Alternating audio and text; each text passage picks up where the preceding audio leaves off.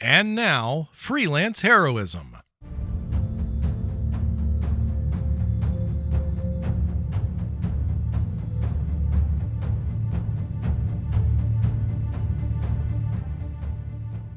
Hey everybody, welcome to Freelance Heroism. My name is Dees. And I'm Rachel.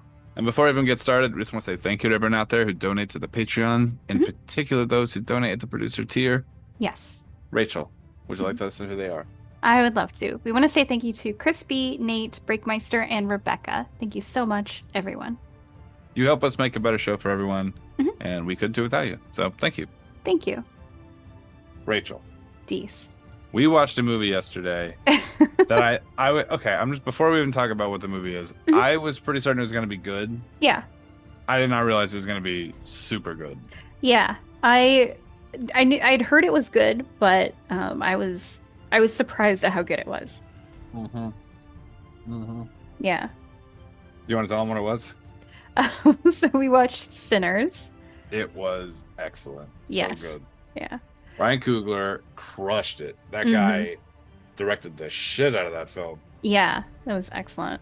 It was, I have some complaints about modern movies, hmm about them being too quick. Like they zoom through a lot of like things that are sort of important for getting to like a character, Yeah. and they just throw you right into the scene, hmm which if it's done well can be good, but oftentimes it's not. It's like there's so many shows and movies now where they just kind of fly through the setup so Yeah. that when you get into these, it's like, oh, here's the situation, which would normally be very cool. You don't empathize with the character at all. You don't know the character at all. Yeah. There's no connection to them. So when they get their head ripped off or whatever, you're like, nah, whatever. But in this one, it's like they gave you a lot of they Mhm. hinted like cleverly at a bunch of backstories, and Yeah. every character kind of had some like thing that made them cool and unique and made you like everybody in the cast. Yeah. It was excellent, hmm you know? Yeah. And then when stuff starts happening, I don't want to spoil anything. If you haven't hmm seen it, you should go fucking watch it. Yeah. But there was like some stuff that where when it happens, hmm you're like, "Oh." Like, you know what I mean? You actually give a shit. Yeah, I thought they did a great job with just introducing all the characters. I Yeah. really liked the music choices that they Oh my had God, and the how music the was so music, good. yeah, depending on like sort of which group the camera, was Yeah. watching, then the music changed, and I thought that was very cool. I love there was music was like not just part of the story, like they didn't hmm choose good songs only. They Yeah. did, Yeah. but it was also the music was actually like the thing that causes the thing. Yes. I'm trying very hard not to spoil it because I don't want to fuck this up for anyone. It's a great movie. Yeah. But there's a few parts, and then there was like one part where I had heard like a thing in someone's voice, hmm and I was like, oh shit, and I mentioned it, and then like 20 minutes later, Yeah. there's a full on like musical reference to it. Yes, that was That's really cool. There's one scene I don't want to talk about it. The scene with the musical anachronism, hmm unbelievable, Yeah. just perfect. It was. Yeah. I mean, guys, I'm going to be honest with you. I think that movie is a fucking masterpiece. It's very good. It's probably Yeah. the best modern movie I've seen in a long time. hmm Right? Yeah. I had a great time. I'm glad. I know that um I think I had been suggesting for us to watch that movie more than you had. I know Yeah. you kind of wanted to watch it, but I think I was bringing it up more often. Oh, for sure. So, And yeah. like I had seen like some clips in the trailer and everything, and hmm it looked like a good movie, Yeah. but I was unprepared for how good. Yeah. I was unprepared for how much I was going to enjoy it hmm and how well it was put together. I think that's really I can't undersell. The acting's great, but the actors are great, so you knew the acting was going to be pretty good. Yeah. And like the story's cool. Nothing I would be like shocked about if I hmm just on the from watching the trailer, you don't get the full scope of it. Yeah. So the thing we were talking about, the music, hmm that being so focal in the plot, Yeah, I didn't realize that from the trailers. yeah. And it was incredible. It was so Yes. good. And there were so many cool sound cues and manipulations of sound hmm that added weight to things that you Yeah. like when he meets his ex hmm in her shop. and she's talking to him. And then there's like a sound. You'll see. Yeah, that part was very cool. It was creepy as shit. It was very awesome. Yeah, it was just everything about it is like visually striking. The eyes are visually striking to me because it like allows you to play with shadows in a way that you can't normally do. I just really liked it. I really liked that effect. I thought there were also a lot of just really funny throwaway lines. Oh yeah. Yeah. I kind of want to just say one, but I don't want to fuck it up for everyone. But you know exactly the one I'm talking about at nighttime. Man, I fucking laughed so hard. Excellent. Yeah. I laughed so hard at that. Anyway. Yeah. I highly recommend going to watch that movie. If you haven't seen it, if you don't know anything about it, that's even better. Yeah. Just go in and watch it. It's called Sinners. It's on HBO. You can watch it right now. It is awesome. It is very good. And there's a post-credits thing. You should watch all the way to the end. Yes. Yeah. Yep. Okay. Well. What do you review it? What do you think? Review it. Out of 10. I think 10 out of 10. I had 10 out of 10? Yeah. I mean, Hard. there's nothing in it that, like, there was no point in the movie where I was like, this is dumb, or this doesn't make sense, or this part is boring. Like, it felt like even just establishing who all the characters were, everything was very interesting. And like you had pointed out something that I didn't even notice, and then I was like, oh, you're right. Yeah. Like there's just a lot to pay attention to, even when it's just establishing who characters are and what they can do and why they're involved in the plot. Also, there are technically 3 groups in the movie. Yeah. There's the characters you focus on, the central characters. Then there's the monstrous group, right? And then there's the truly monstrous group. Yes. At the end. Yes. And like, let me tell you, I guess 4 groups, because the guys at the beginning that show up in the trucks at the very beginning. Yeah. You know what I'm talking about? The ones chasing. Yes. Yeah, they show up at the house or whatever. Yeah. But we'll just say for the 3 for my argument here, right? Okay. So like the first group is like you're gonna like them because you're with them the whole time. You get to see their backstory and everything. Right. The middle group is like the monstrous group. So like you think bad guys, right? Right. But I'm gonna be honest with you. About halfway through some of that dialogue, I was thinking like maybe not so bad. I mean, bad a little bit, but not like definitely. They almost had me. They had me in the second half there. Because I was like, I was like, yeah. I don't want to spoil it, but no, there's been like, I can think of one other movie I've seen in the past where it's like, this is a group that is the bad guys, but at a certain point, I'm like, this will kind of work on me, you know? Yeah, I mean, some of the arguments they were making were pretty fucking persuasive, if we're being totally honest with you. Yeah. Because you would think they're the bad guys for sure, until the bad guys at the end show up. Yeah. Right? Yeah. And then you're thinking like, man,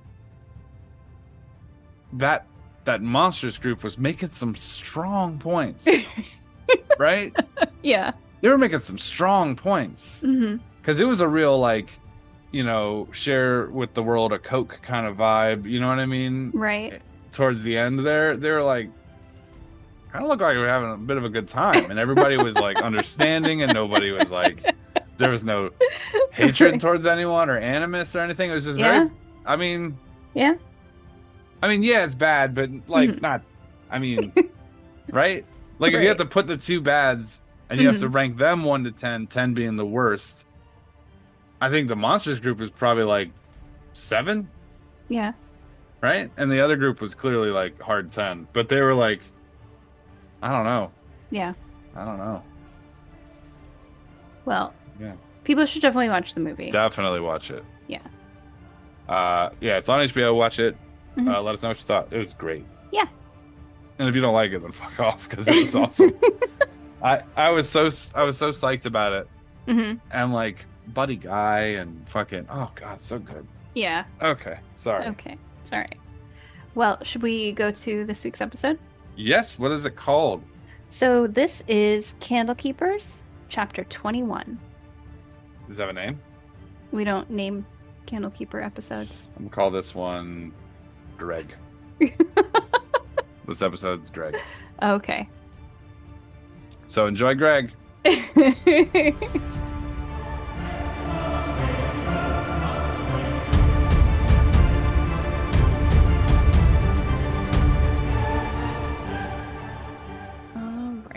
I just saved right 30 minutes. Thank you. You're welcome, baby.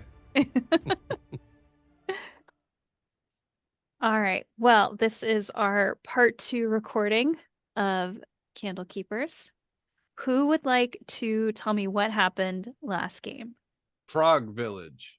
Little tiny guys. Stick. So we found a scroll thing that told us of a current yet future attack. And directed us out there. We're supposed to go through to this temple, but we're not supposed to go through the bog. But I don't want to walk near the river. So we're going through the marsh. And we're being followed. I guess to be a little more succinct about it, we started after we burned down the Temple of the Restful Lily. Yeah. Let's not bury the lead on that one, shall we? Everyone's skipping over that little bit of arson. Yeah, we're mission's just done. We're done with that. That's in the past. But yeah, so technically the guy that lit it on fire isn't walking with us. That is true. But yeah, I don't know about the asshole that blew up the top of the tower. That asshole's still with us. Yeah, but... the Temple of the Restful Lily now says temporarily closed. So if you go look for it on Yelp, it's the Temple of the Dead Lily. Yeah, of the Ashen Lily. But we ended up taking Sylvari, Ilmar, Garbo, Glitter, and Falthrox with us to Silvery Moon. Yes. And we kind of dumped them off because we made them somebody else's problem. They're like, thanks for joining us. We'll see you next time. But we did that. We ended up going to the library in Silvery Moon, where I met my I guess my work pen pal, Zinrind, who works at the Crystal Archives, and that was pretty cool. And that's where he told us about this sort of thing that's going on. What with the gripplis, right? I believe that's right. So we were asked that since we were going to be making our way back to Candlekeep anyway, and we were going to have to pass by there just by sheer coincidence. That's right. We were able to book passage on a ship. And that ship took us to the I guess to the Grippli village. I think it has their trading post. Their trading post. Yeah, it's near Cloakwood.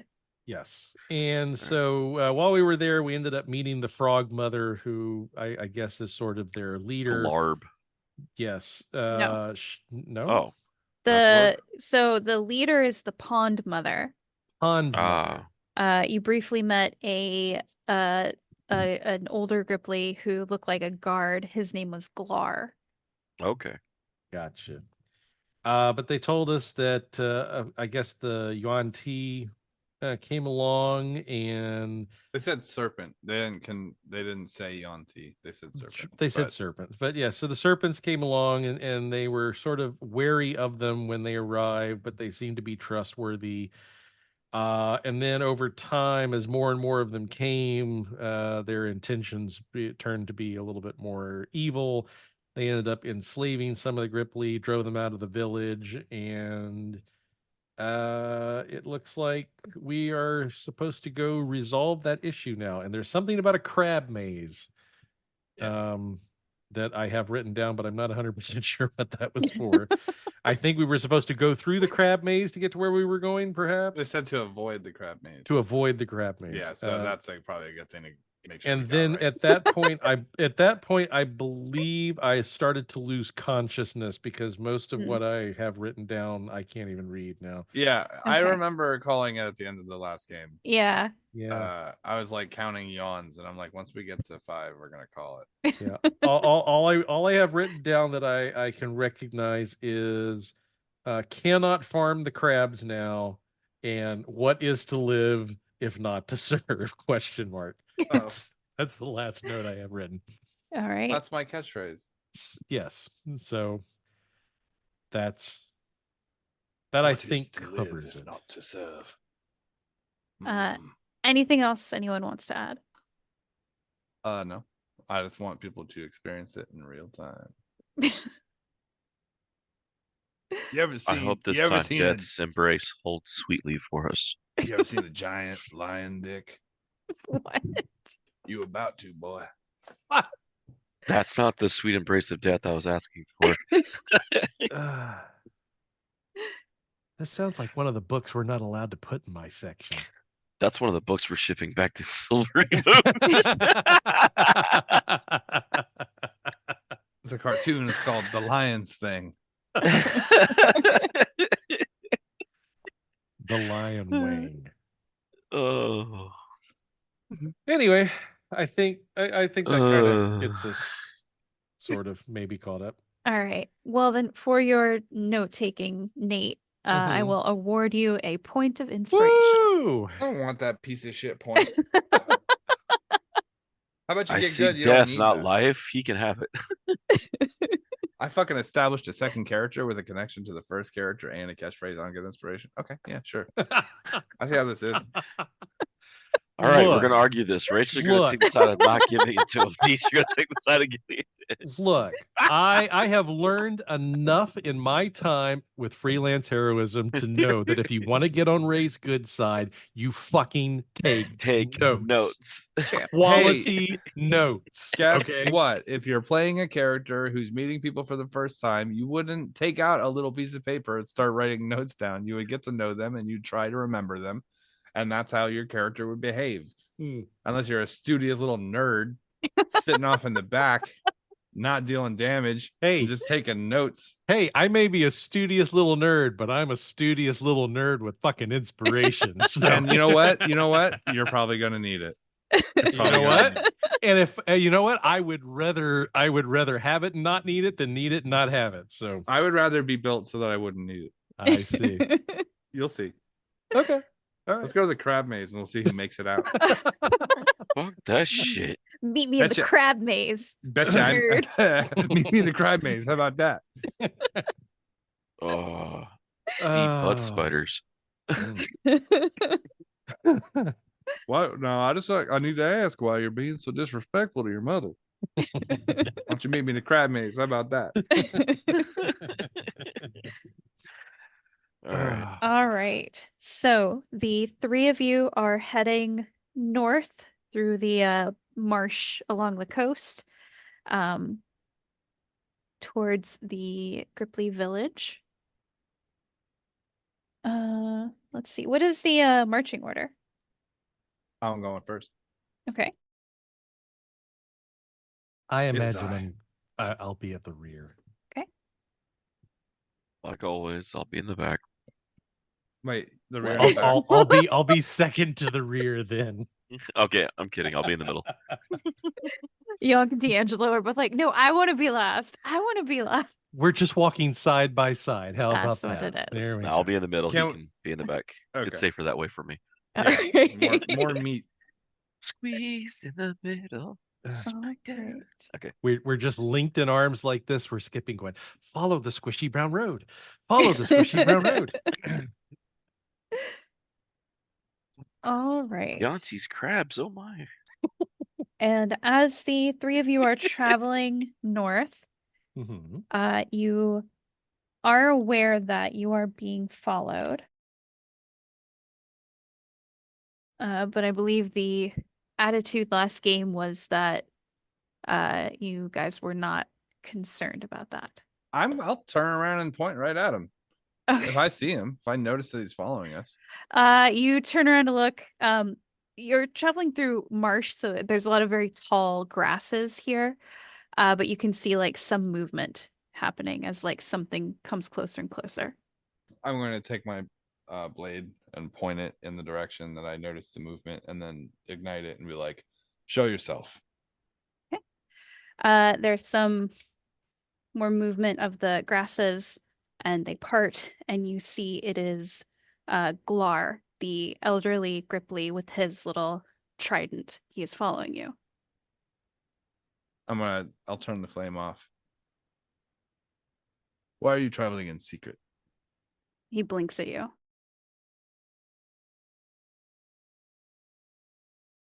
He looks at the three of you and then sort of points north in the direction you're going. Okay. Do you want to come with us, Mr. Glar? He points north again. He makes a little croaking noise. None of you. Can I do the croaks? None of you speak grippli. No, I can't imagine anyone in D&D history has ever said, yes, I can speak grippli. It is a difficult language. Just because most humanoid creatures' throats are just not built for making those same sort of noises. There's a lot of mucus involved. Yes. Guessing. I would love. Did I cast comprehend languages last You did not. session? Okay. I would love it if Kavir showed up and was just like, "Oh, hold on, I've got this," and then just both started laughing. He takes a little sip of water and kind of swishes it in his mouth. Okay. So I guess I'm gonna continue in the direction we were traveling before. Okay. Glar will follow you.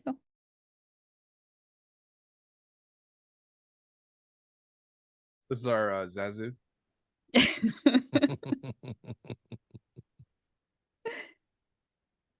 Can't wait to. Okay. I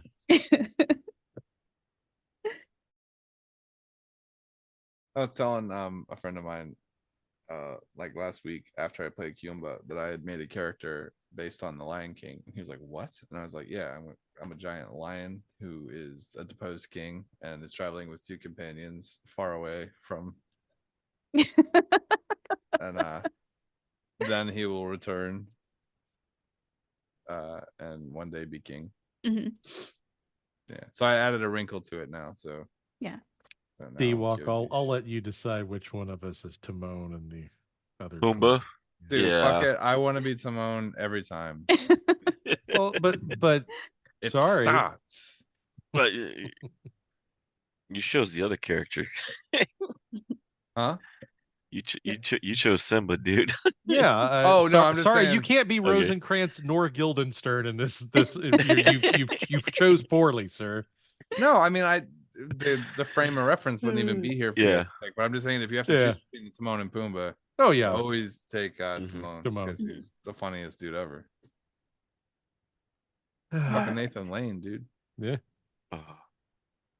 So it is about 5 miles from the trading post, but you are traveling through marshy land, so you are going a little bit more slowly than you would. There's also no real path that any of you can see. It seems like perhaps the grippli don't really need to like create a road to travel. Glar seems very comfortable moving through the marsh. So we'll say it's probably mid to late afternoon by the time that you see the marsh sort of opens up on your right, which is to the east. To the left in the water itself, you can see that the waves are sort of breaking on, let's see. Well, you can see the Grippli village is set near the sea in a brackish marsh. Rising from the muck are circular domed mud brick buildings that the Grippli use for homes and storage facilities. The carapaces and claws of giant crabs feature heavily in their architecture. The crab maze itself, you can see out in the water. There are columns of stone with platforms built around them, connected by rickety-looking gangways that touch the sea or disappear beneath the frothing waves. You can see dark shapes moving under the surface, and flashes of red draw the eye. That would appear to be the crab maze. I think corn maze for me. Thanks. I'll just stick with corn maze.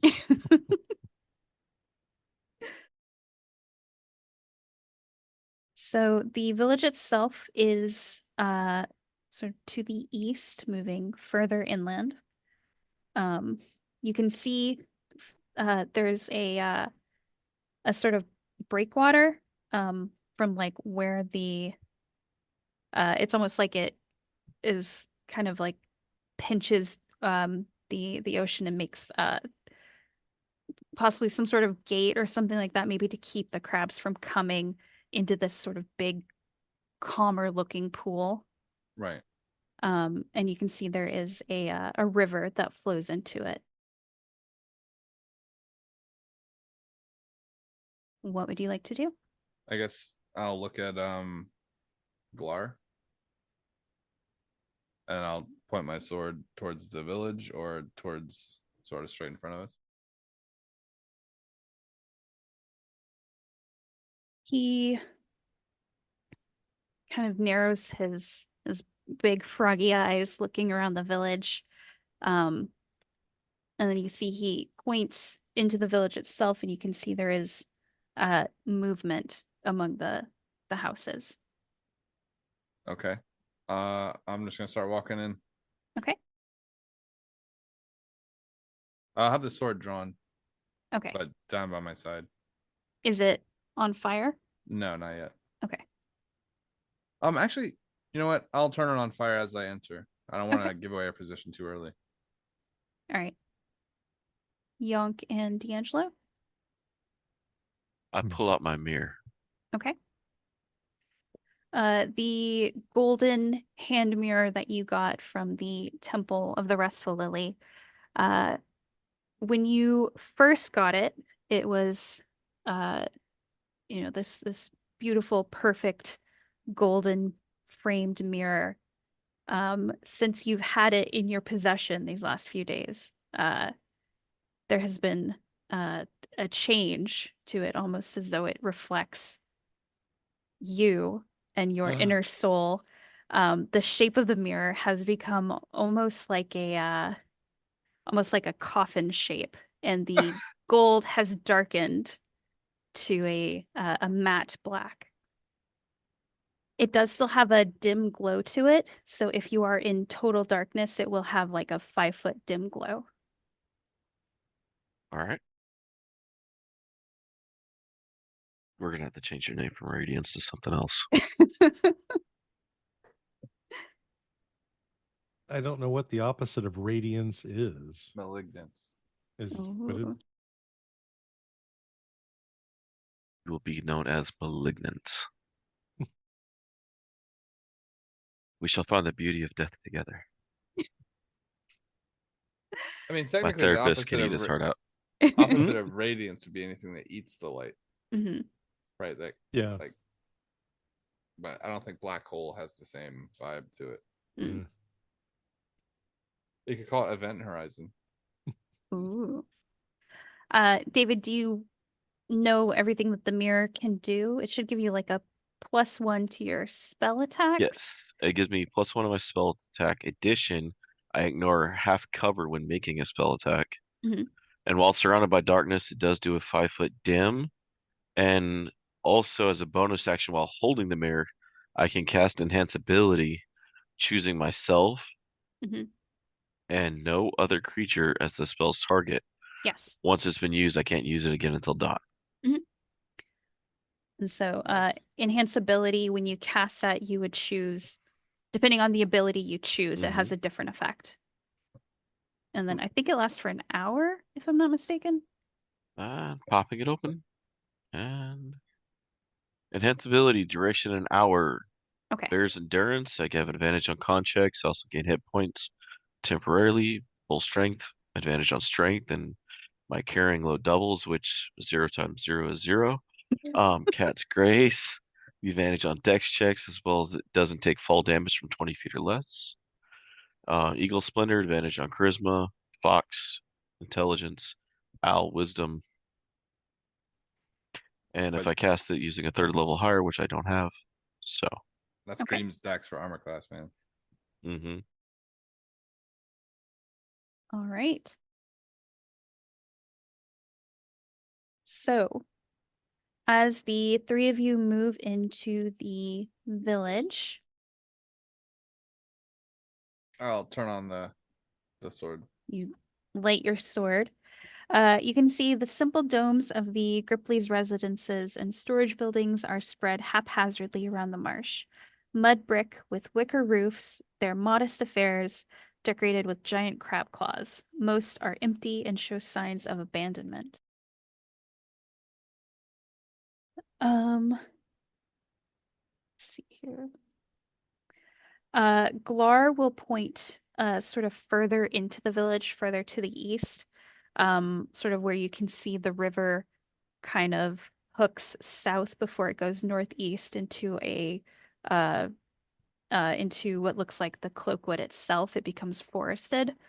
And he makes a kind of noise pointing towards this marshy area near the back of the village. Okay. I'll head there, I guess. Okay. As you begin moving along, you do see movement in the village itself. And your glowing sword and the fact that you are three non-grippli moving through this grippli village, you soon catch the attention of three sort of snake-like humanoids. Snake-like in the sense that their eyes are like serpent eyes. They have scales kind of on their body. Their limbs are sort of strangely elongated. These are, in fact, yuan-ti. Hey, who could have possibly imagined? And they begin to approach, sort of eyeing you and Glar, who quickly like has his trident at the ready. They have not taken they haven't been provocative in any way. Yeah. They're definitely approaching you with purpose, Weapon drawn? Aggressively. Let's say, yeah, as they get about 30 feet from you, they draw their scimitars. I'm going to attempt to speak common. Okay. Weapons down.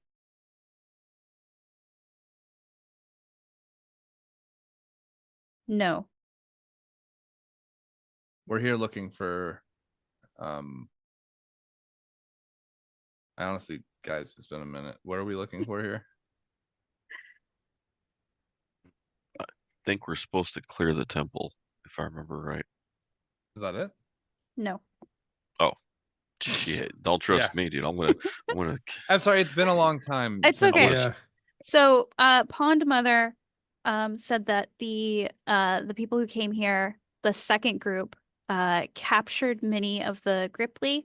They are also, this village is where their children are. They're worried about those. Okay. She Right. also said that there was an old temple that it seemed like both of these groups were interested in. And she said that you would have to follow the river to get to the old temple. Okay. We're here to release the prisoners. They are ours. Then I'm here to take the prisoners. You will join them. In freedom. I'm going to take my weapon and hold it in two hands in front of me. I think with that, we are going to roll initiative. Please don't make me kill you. 11. 11. 7. 7.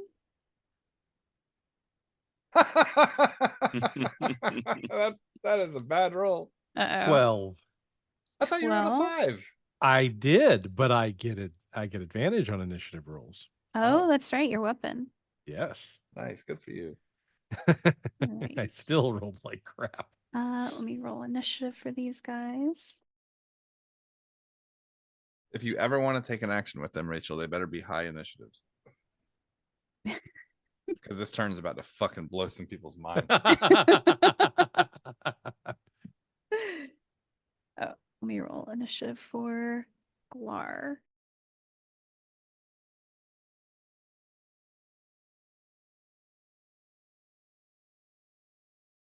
All right. Yonk, you are up first. Really? Yes. Wow. Wait, actually, what's your initiative modifier? +4. Okay, yeah, you were up first. That is astonishing. Okay. Well, Yonk is not particularly thrilled about the fact that children have been kidnapped here. So, he sees these very compared to Yonk's size, are they tall like him, or are they relatively short? I mean, Yonk is 6'7", so They I mean, are let's see. They're a little shorter than Yonk. They're medium creatures. okay. From a distance, they would look human, but up close with the scales and the eyes, you can see the one that was speaking had like a forked tongue. On close inspection, or not even that close inspection, these are not human, but they are roughly the size and shape of humans. Of humans. Well, I'm not big on fighting, but if this is what we're going to have to do to save the villagers, and so be it. I am going to go ahead and we'll use as a bonus action, I will go into rage, because we will do that. And while raging, I will go ahead and frenzy, which means I will get a single weapon attack as a bonus action on subsequent turns, not this one. Okay. I have already used my advantage on my initiative roll, so that is complete. And just want to make sure I'm not missing anything else here. All right, 10 rounds of rage. Here we go. I'm going to step towards the one that provoked this. Okay. And I will go ahead and swing my great axe. That is a 10 versus that's not going to hit. And will not hit, no. All right. Well, then I will go ahead and take my second attack. That's better. That's 22. That will hit. All right. Okay, so somewhere between 10 and 22 is the sweet spot. This is the sweet spot, yes. Good Lord, man. Okay, that's a 2 on the D12. So that is 6 points of damage from the second swing. Okay. Let's see. Bonus, that's it. That's all I can do this round. All right. All right. Okay, so you approached that one. So a different one from the one that spoke will rush Kyojiish using their scimitar. Does a 6 hit you? No, Rachel, it does not. Okay, they get a second attack. I rolled a 6 again. Oh my god, this is not going good. See, all the rolls have been really bad. I don't need inspiration. I'm a fucking beast, dog. All right. That's what you get for rolling with the dice I didn't give you. Kyojiish, it is your turn. You have one in melee with you right now. How far is another one?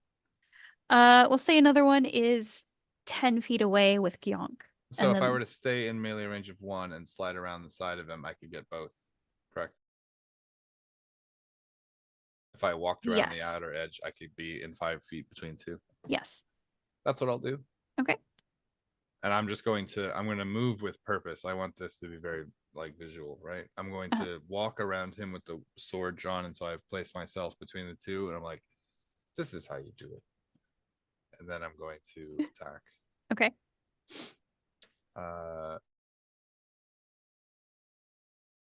You fucking bag of shit. Uh-oh. I rolled a 1. Oh. Second attack. Okay. Man, that inspiration is looking really good right about now, isn't it? 22. Shut up. 22 will hit, as we have previously established. Yes. All right. Here comes the initial damage. Are you attacking the one that spoke to you or the one that attacked you? The one that spoke to me. Okay. That's 14 damage. 14 damage. I am going to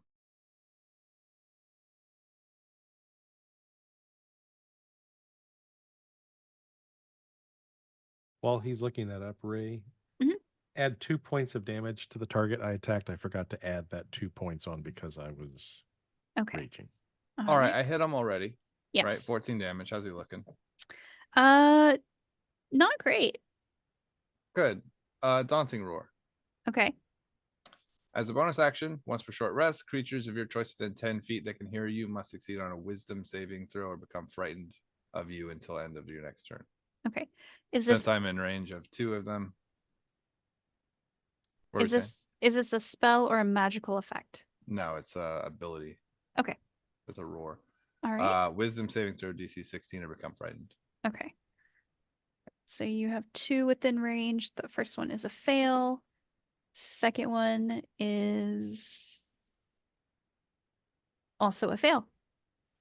So they are now frightened. Okay. So frightened means they cannot approach the source of their fear, and must take actions to escape, which would provoke 2 attacks of opportunity.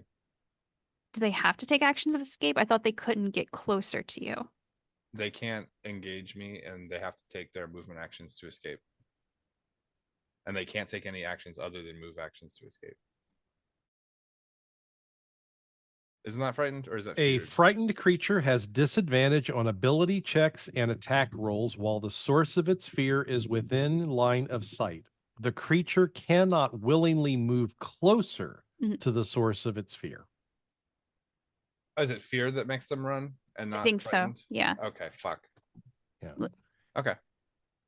I mean, they might still try to run. All right. The one that's wounded for sure is going to try to get the fuck out of there, right? All right. Anything else, Kyojiish? No. I'll wait for my attack of opportunity. All right. So the one that is already injured is going to action disengage. Move action leave. Is that move action leave? Yes, but he disengaged. What class is move action leave? He's moving. Yeah. No, I'm just he's moving 30 feet away from the 4 of you. Limping his ass off.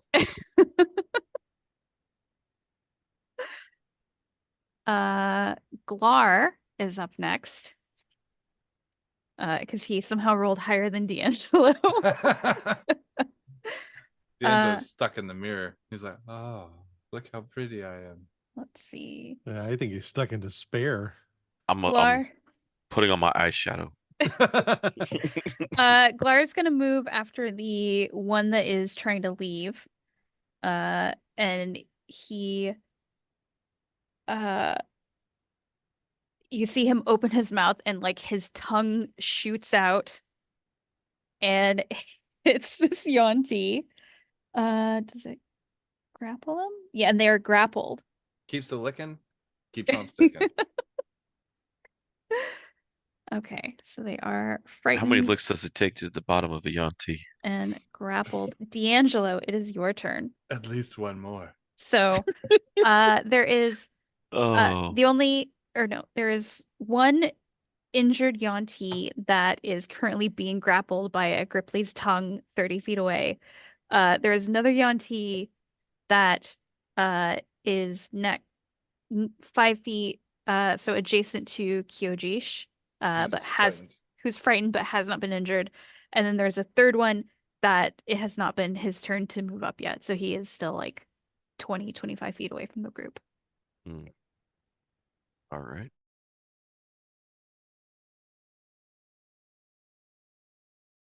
Starting this game with a 1 is sort of anticlimactic. I'm going to use Firebolt on the one that has not moved yet.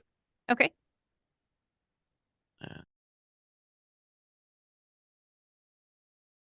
Roll. Oh. That's initiative. You rolled initiative. Oh. That was? Yeah, I just saw 7. It had initiative next to it. No, it says Firebolt. Oh, mine said initiative, I guess. No. That is a 28. That will definitely hit. All right. And that sucked. It seems my mirror is great at hitting things, but not damaging. So. What's the damage? 5. 5 damage. All right. Anything else? Let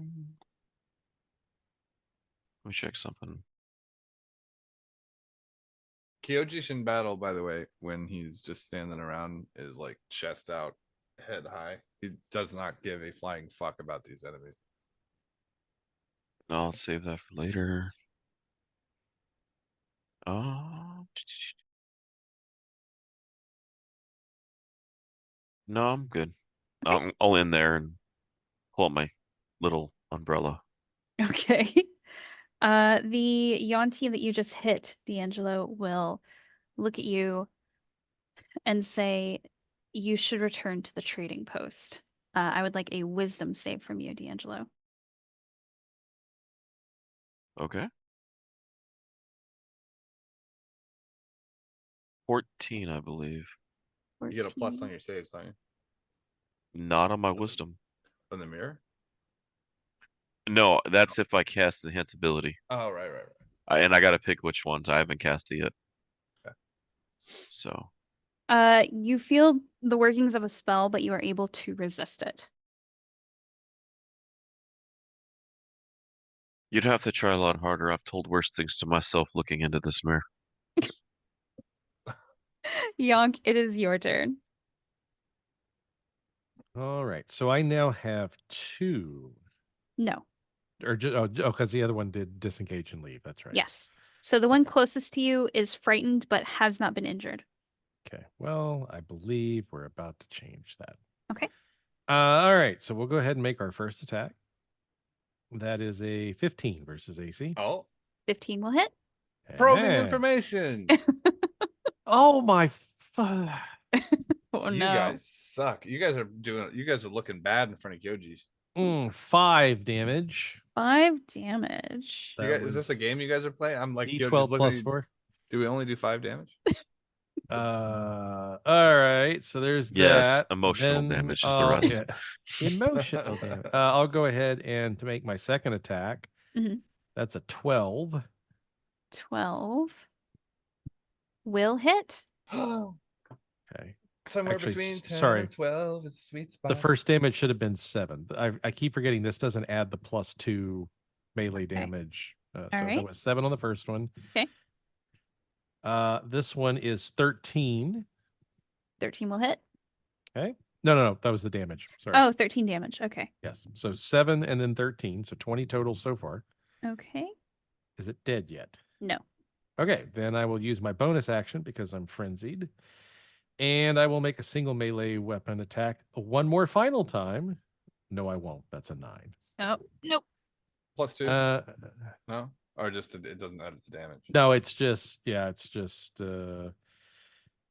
not going to waste inspiration on that. 2 out of 3 ain't bad. Oh, meatloaf. And in that case, let's see, there is nothing else I can do, right? Because rage is that. Frenzy took care of that. No, I think that's going to be it. That is my second round of rage. All right. All right. So, Yonk, the one you just attacked, it is their turn. Still frightened. It is still frightened.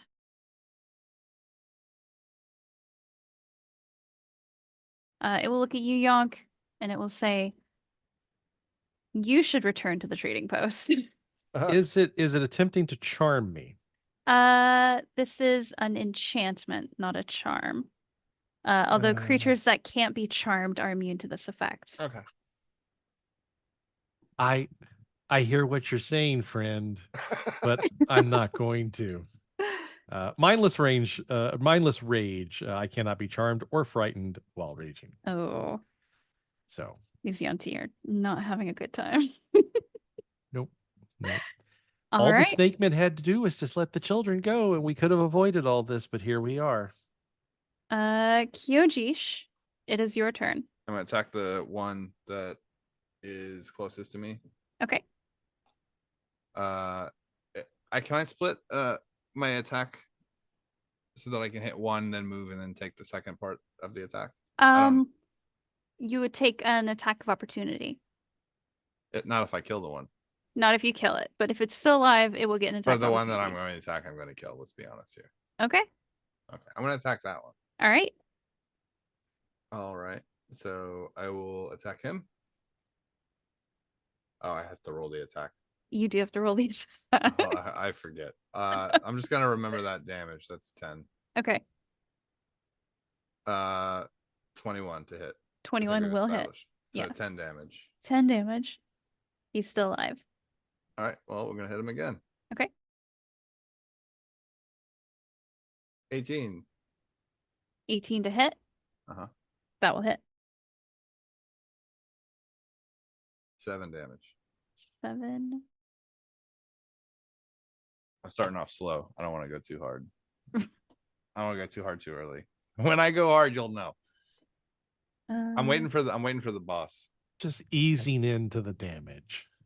When I do what I'm going to do to whatever boss we find is going to be so fucking ruthless that people are going to fucking play this episode for their children. It's going to be like, you know what I mean? It's going to be like that time fucking Joe Theismann broke his leg.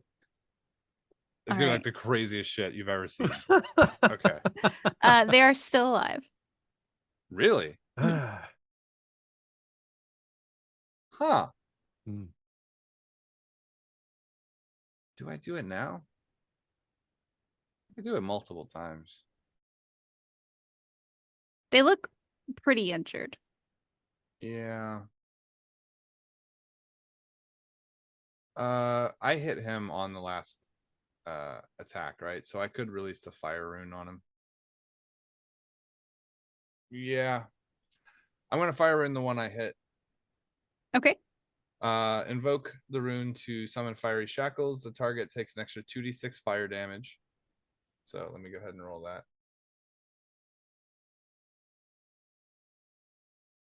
He takes 5. That will do it. Well, you see some fiery chains come out of the ground and grab him and pull him to the earth, and then he dies. The other two look over at that.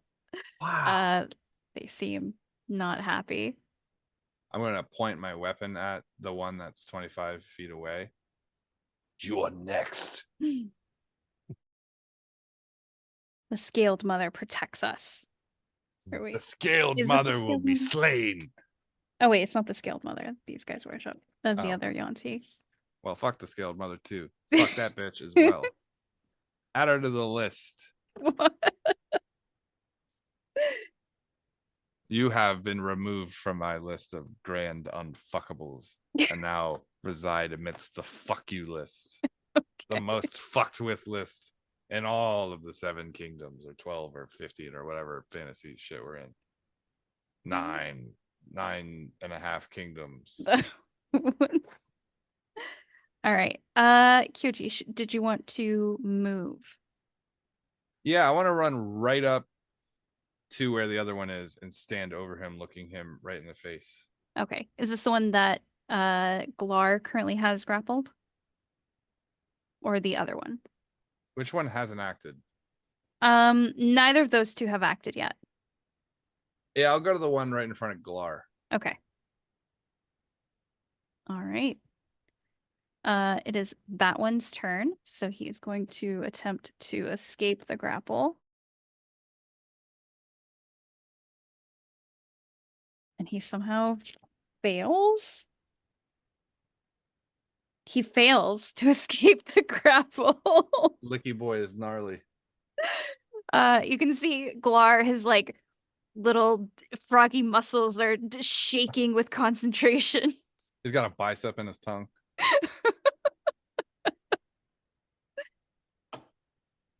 It is those sticky padded fingers. It is Glar's turn. He's gonna electrically charge his tongue and shock him. Joke's on you, I'm toxic. Wait a minute. If you play as one of these frogs and you hit somebody with your tongue, could you channel a spell through it? If you're a frog paladin, could you smite via tongue grapple? I guess so. But Glar does not know any spells. So. That's unfortunate. Yeah. Shocking tongue. Shocking grasp. D'Angelo, it is your turn. Oh, he's just maintaining his grapple? Yeah, he has a trident, and I feel like if you have your tongue grappling someone and then you're trying to stab them with a trident, that might be bad because you might stab your tongue. Yeah, it's like when I eat with a fork, it's difficult at the same time. I get that. Edit. Clip. Wrong format, bro. Glar is just going to maintain the grapple. Can you bleep that? Can you just put a bleep over it? It's funnier if the bleep stays. Like a bleep for like everything that you said? For the entirety of the dirty comment that I said. And then after that, leave the rest open. Okay. Yeah. And leave this part in explaining it. All right. Yes, because nothing makes the joke funnier than explaining. Yeah. As we all know. Dissecting a frog. All right. D'Angelo, it is your turn.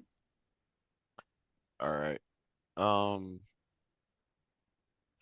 So the one who tried to cast a spell on me. I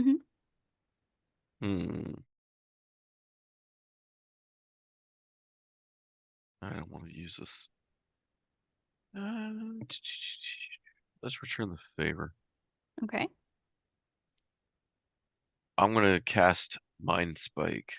I'm going to reach into the mind of the creature, and they must make a wisdom save of their own. Okay. Failing, they take...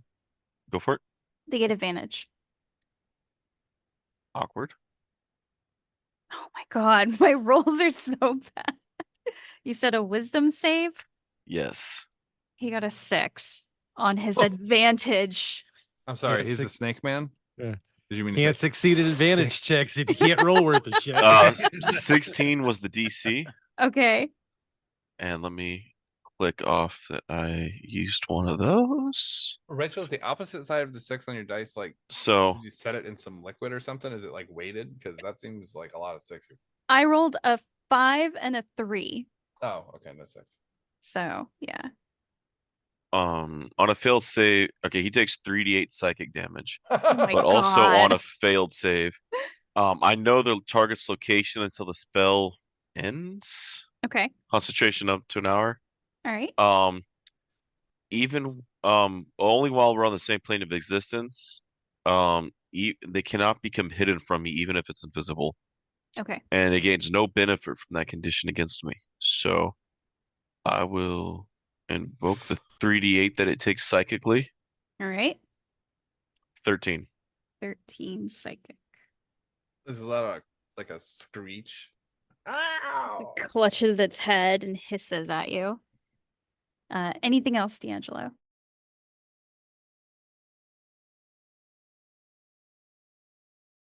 No, he's good. Okay. It is that yuan-ti's turn. It's gonna glare at the four of you. It hisses something at Glar, and you see it taking a vial of something out of its robe, and then you see it start to just run towards the sort of marshy pool area in the back of the village. Do we get reactions to its breaking out of? It was not in melee with anyone. How far will he be able to get? In this turn, he's going to double move, so he will move 60 feet, which means that he is 85 feet total from you guys. It's pretty far. And I can still hit him with magic missile when it's my turn. Every instinct I have is to take this two-handed weapon and throw it like a fucking. All right, we are back at the top of the round with Yonk. So how far away is he? He is 85 80? feet from you guys at this point.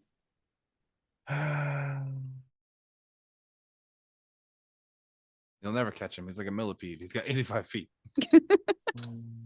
He's so fast.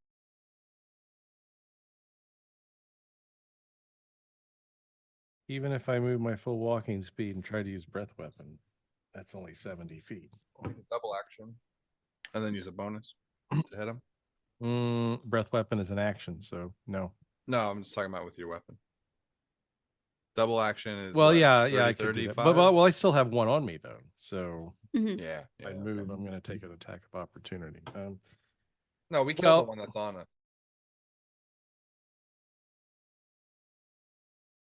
Right? There's one that's down, one that's grappled, and then the other one. So no attack of opportunity. So I am free. Okay, so so I could use All right. In that case,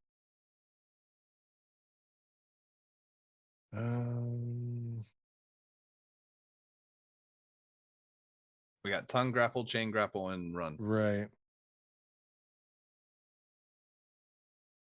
So yeah, I guess I'll dash then. Okay. I will get.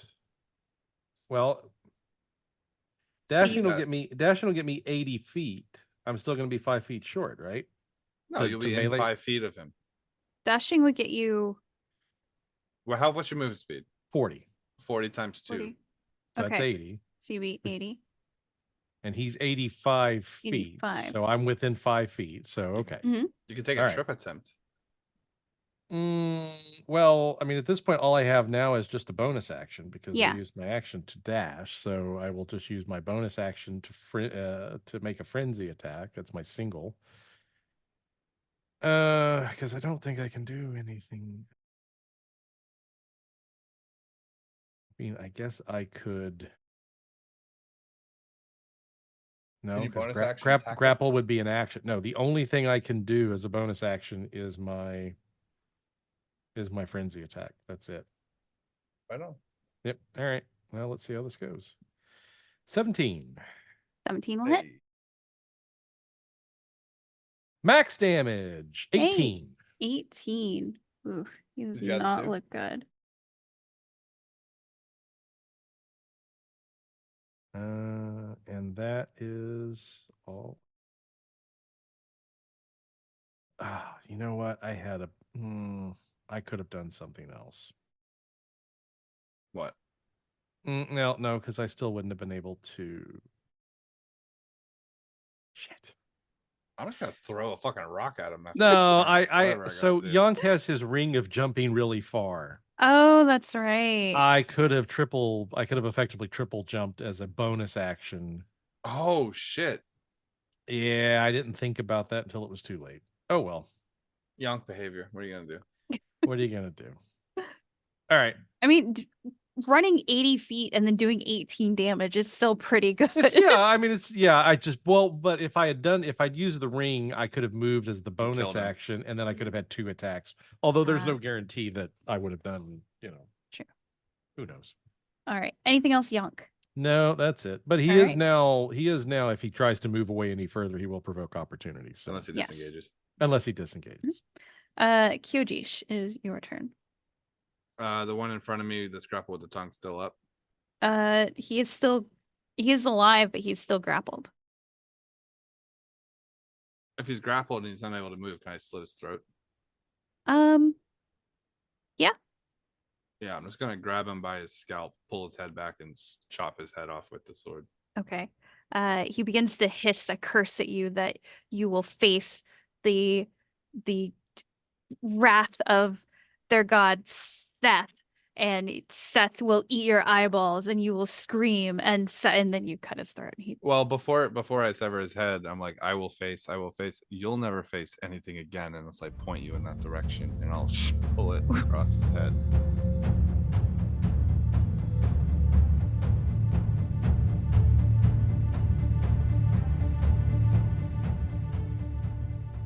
Thanks for stopping in and listening to Candlekeepers by the Freelance Heroism Podcast crew. And we hope that next week you'll come back and listen to some more. Yeah. Meanwhile, you can check us out on our Patreon. We're at patreon.com/freelance_heroism. Donate if you'd like to help us make more episodes like this. Yeah. Or episodes like something else. And Rachel, tagline? Return your library books on time. Do it, or else you'll be in trouble. Or else. Or else.